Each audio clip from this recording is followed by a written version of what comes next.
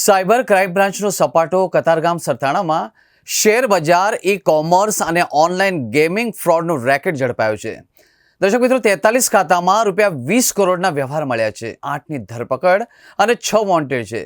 કતારગામમાં share બજાર અને સરથાણામાં online બિઝનેસની આડમાં online cyber fraud ઝડપાયો છે. બંને ઓફિસમાં સરપ્રાઇઝ ચેકિંગ કરતા 43 બેંક ખાતામાં 20.8 કરોડના વ્યવહાર મળી આવ્યા.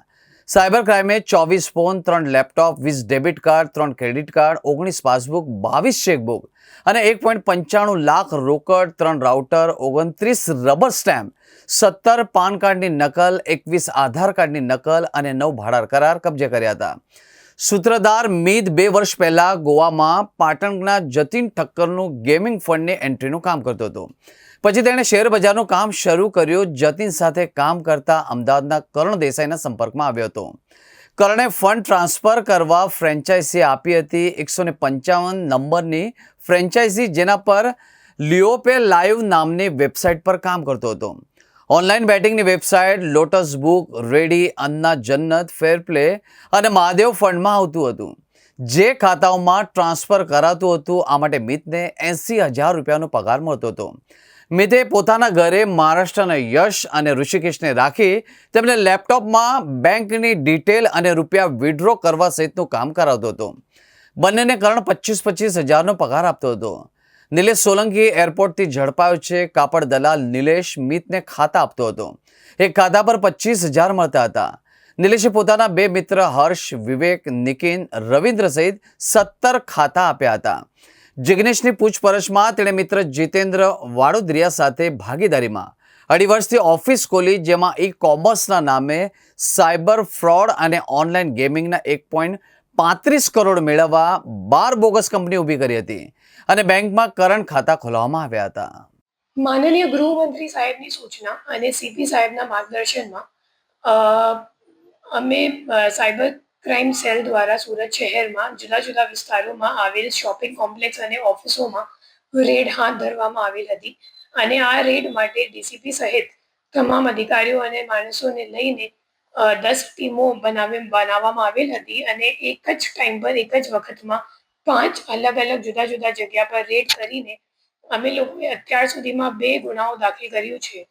જે પહેલો રેડ હતો એ મેટાડો ટ્રેડિંગ એકેડમી નામથી ચાલતી એક એકેડમી જે કતારગામમાં ચાલતી હતી, ત્યાં રેડ કરવામાં આવેલ હતું અને ત્યાં જે ઉપસ્થિત જે પ્રેઝન્ટ માણસો હતા એમના ડીપમાં ઇન્ટેરોગેશન કરવામાં આવેલ હતી. તમામનો ફોન પણ ચેક કરવામાં આવ્યો હતો અને એક ફોનમાં જે વોટ્સએપ ચેટ શંકાસ્પદ લાગ્યું હતું, વધુ તપાસ હાથ ધરવામાં આવેલ અને ત્યાંથી ખબર પડી કે 4 આરોપીઓ મીત, યશ, નિલેશ અને સંદીપ એવા 4 આરોપીઓ મળીને ખોટી રીતે લોકોને કમિશનનો લોભ લાલચ આપીને અલગ અલગ સેવિંગ બેંક અકાઉન્ટ અલગ અલગ બેંકોમાં ખોલતા હતા અને જે સાયબર ક્રાઇમ નો જે ફ્રોડ છે એમાં જે પ્રોસીડ્સ આવે છે, તો એ તમામ રકમને ઠેકાણે લગાવવા માટે આ તમામ અકાઉન્ટોનો ઉપયોગ કરવામાં આવતો હતો.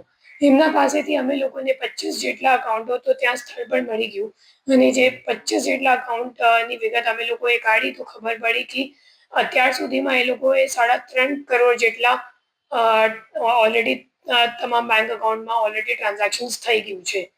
એના સિવાય જે બીજી જગ્યાથી એ સરથાણામાં આવેલ 2 ઓફિસ કોમ્પ્લેક્સ હતું. બંનેમાં એક સોનિક કેર ફિનકેર નામથી ચાલતું હતું અને બીજો આઈટી સોલ્યુશન્સ, ક્રોસવર્લ્ડ આઈટી સોલ્યુશન્સ નામથી ચાલતો હતો. બંનેના જે માલિક છે એક જ છે, જગદીશભાઈ માંગોકિયા અને જીતેન્દ્રભાઈ, અને એમને સિવાય બીજા 2 આરોપીઓ પણ ત્યાં હાજર હતા. એ લોકો 2.5 વર્ષથી એ કામ કરે છે કે એ લોકો એકચ્યુઅલી અગાઉ આઈડીબીઆઈ બેંકમાં અકાઉન્ટ ખોલવાનું કામ કરતા હતા. પછી બેંકમાં નોકરી છોડીને એ લોકોએ આ ઓફિસ ઊભું કર્યું અને આ ઓફિસમાં એ લોકો શું કરતા હતા, ખોટી કંપની ઊભી કરી, આરઓસીમાં રજીસ્ટ્રેશન કરાવી અને પછી કેવાયસી પાસ કરીને બેંક અકાઉન્ટમાં કરંટ અકાઉન્ટ કંપનીઓના નામથી ખોલાવતા હતા અને જે સાયબર ક્રાઇમ કરતી ગેંગો છે એમને પછી એ લોકો કમિશન ઉપર આ કરંટ અકાઉન્ટ આપતા હતા. એમના પાસેથી અમે લોકોને 28 જેટલા ખાતાઓ, બેંક ખાતાઓ મળ્યું છે અને એમના 28માંથી 15 બેંક અકાઉન્ટમાં અમે લોકોને 16.5 કરોડ જેટલાનું ટ્રાન્ઝેક્શન અત્યાર સુધીમાં તપાસમાં સામે આવી ગયું છે. એના સિવાય એ તમામ બેંક એકાઉન્ટની અમે લોકોએ જ્યારે એનસીસીઆરબી જે કમ્પ્લેન્ટ પોર્ટલ છે એમાં તપાસ કરતા ખબર પડી કે આ તમામ બેંક એકાઉન્ટ અત્યાર સુધીમાં 17 જેટલા સાયબર કમ્પ્લેન્ટ્સમાં ઓલરેડી સંડોવાયેલ છે અને કુલ મળીને એ લોકોએ 8 કરોડ રૂપિયાની ઓલરેડી સાયબર ફ્રોડ આ તમામ બેંક એકાઉન્ટમાં સાયબર ફ્રોડ રૂપિયા આવી ગયું છે 8 કરોડ જેટલું. તો એના સિવાય અમે લોકોએ જે સ્થળમાં મુદ્દામાલ બીજો જે જપ્ત કર્યો છે એમાં મોબાઈલ ફોન છે, પાસબુકો છે, ચેકબુકો છે, સીપીયુ છે, ઘણા બધા મોબાઈલ ફોન છે અને એના સિવાય 1 લાખ લગભગ 2 લાખ રૂપિયાનું અમે લોકોએ રોકડ પણ ત્યાં મેટાડોર ટ્રેડિંગ એકેડમીમાં મળ્યું હતું. અત્યાર સુધીમાં બંને કેસોમાં 4 આરોપીઓને ધરપકડ કરવામાં આવી ગયું છે અને બંને કેસોમાં અમે લોકોને 5 દિવસનું રિમાન્ડ કોર્ટથી મંજૂર થઈ ગયું છે. જે કતારગામ મેટાડોર ટ્રેડિંગ એકેડમી વાળું કેસ છે એમાં 2 આરોપીઓ વોન્ટેડ છે અને જે સરથાના ઓફિસ વાળું કેસ છે એમાં 4 આરોપીઓ વોન્ટેડ છે.